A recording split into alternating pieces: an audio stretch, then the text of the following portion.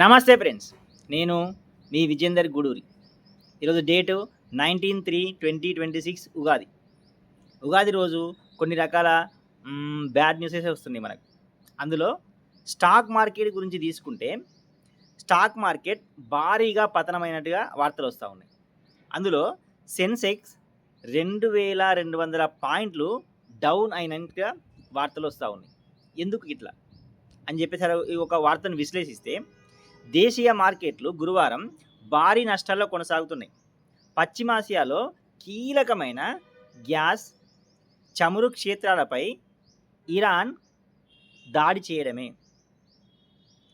అంటే ఈ ఇరాన్ ఏం చేస్తుందంటే, ఎట్లాగూ మా పైన అమెరికా, ఇజ్రాయెల్ అకారణంగా దాడి చేస్తూ ఉన్నది, కాబట్టి మేము మా చుట్టుపక్కల ఉన్న దేశాల యొక్క ఆయిల్ నిక్షేపాలపైన దాడి చేస్తే దాని యొక్క ఎఫెక్ట్ అనేది ప్రపంచం మొత్తం మీద పడుతుంది అనే ఒక ఉద్దేశంతో ఇరాన్ దాని చుట్టుపక్కల ఉన్న దేశాలపైన దాడులు చేస్తూ ఉన్నది.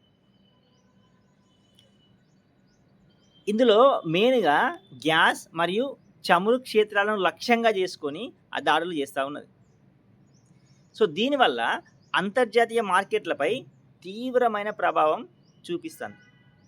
సరఫరా అంతరాయాలపై నెలకొన్న ఆందోళనల కారణంగా బ్రెంట్ క్రూడ్ ఒక బ్యారెల్కు 3% పెరిగి $111 చేరింది.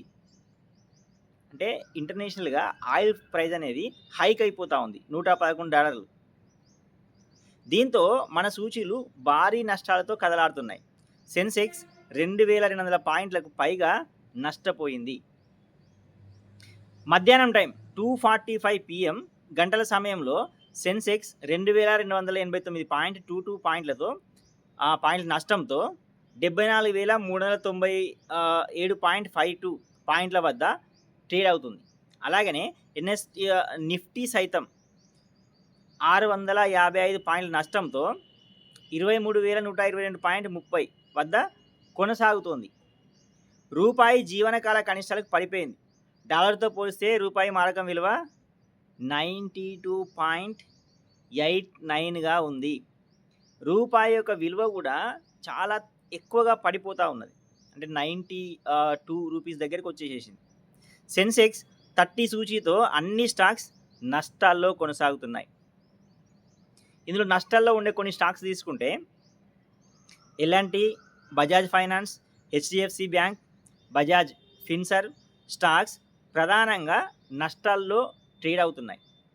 ఈ నష్టం వల్ల మొత్తం ఈ యొక్క ట్రేడర్స్కు, అంటే అందులో ముదుపు చేసే వాళ్లకు ఎంత నష్టం జరిగిందంటే, ముదుపర్ల సంపదగా భావించే BSEలో నమోదిత కంపెనీల మొత్తం విలువ దాదాపు 7 లక్షల కోట్ల మేర ఆవిరైపోయిందంట. అంటే 7 లక్షల కోట్ల మేర ఈ ఒక్కరోజే నష్టం జరిగింది. అంటే 2200 పాయింట్స్ డౌన్ అయిందంటే ఆ యొక్క అమౌంట్ తీసుకుంటే 7 లక్షల కోట్లు. చూసుకోండి ఎంత నష్టమో. మరి ఈ నష్టానికి కారణం ఏమై ఉంటుంది అని చూసుకుంటే, మొదటగా మనకు తెలుసు సింపుల్ రీజన్. ఇరాన్ యుద్ధం వల్ల ఇంధన ధరలు పెరిగాయని పేర్కొంటూ యుఎస్ ఫెడ్ వడ్డీ రేట్లను యథాతథంగా ఉంచింది. దీంతో అమెరికా మార్కెట్ బుధవారం నష్టాల్లో ముగిశాయి.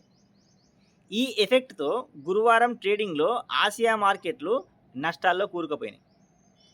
జపాన్ నిక్కీ 2.74%, దక్షిణ కొరియా కొస్పి 2.50% పతనమయ్యాయి. ఇక్కడ స్టాక్ మార్కెట్లో ఇన్వెస్ట్ చేసే ఆ యొక్క మదుపర్లు ఏంటంటే ఎక్కువగా అమ్మడం కాదు, ఇక్కడ కొనుగోలు చేసినలంట. మదుపర్లు కొనుగోలు చేపట్టడంతో గత 3 రోజులుగా సూచీలు లాభాల్లో కొనసాగాయి. నేటి ట్రేడింగ్లో లాభాల స్వీకరణకు మొగ్గు చూపింది. సో దానివల్ల ఇక్కడ నష్టం వచ్చేసింది అని చెప్పేసి చెప్తా ఉన్నారు. ప్రీ ట్రేడింగ్లో సెన్సెక్స్ 1900 పాయింట్లకు పైగా నష్టపోయింది. ఖతార్లో అత్యంత కీలకమైన రస్ లఫాన్ ఇండస్ట్రియల్ సిటీపై ఇరాన్ క్షిపణితో దాడి చేసింది. ఇది ఖతార్ ఆర్థిక వ్యవస్థకు పునాది. ఈ దాడిలో భారీ స్థాయిలో ఇక్కడ నష్టం జరిగినట్టుగా తెలుస్తూ ఉంది. ఈ దాడి ఉద్రిక్తతలను మరింత పింఛనుంది. ఇంకా పెరిగే అవకాశాలున్నాయి. ఈ దాడి ఇలాగనే కొనసాగుతది అనే భయం కొద్దీ ఈ యొక్క స్టాక్ మార్కెట్ అనేవి నష్టాలను చవిచూస్తా ఉన్నాయి. అయితే రఫాన్ గ్యాస్ క్షేత్రం నుంచి అత్యధికంగా ఫర్టిలైజర్సు, సీఎన్‌జీ, పీఎన్‌జీ అవసరాల కోసం భారత్ ఎక్కువగా ఆధారపడుతుంది. భారత్ కొనుగోలు చేసే లిక్విఫైడ్ న్యాచురల్ గ్యాస్‌లో 47% ఖతార్ నుంచే లభిస్తా ఉంది. అందుకనే ఈ యొక్క దాడులు జరిగినప్పుడు దాని యొక్క ఎఫెక్టు స్టాక్ మార్కెట్‌లతో పాటు ఎంతో కొంత భారత్ పైన గూడా ఉంటది. దీని విషయంలో కామెంట్ చేయండి ఫ్రెండ్స్. ఇప్పుడు మనం ఈ స్టాక్ మార్కెట్‌లు మళ్ళీ లాభాల్లోకొస్తాయా? ఇలానే నష్టాలు కొనసాగిస్తాయా?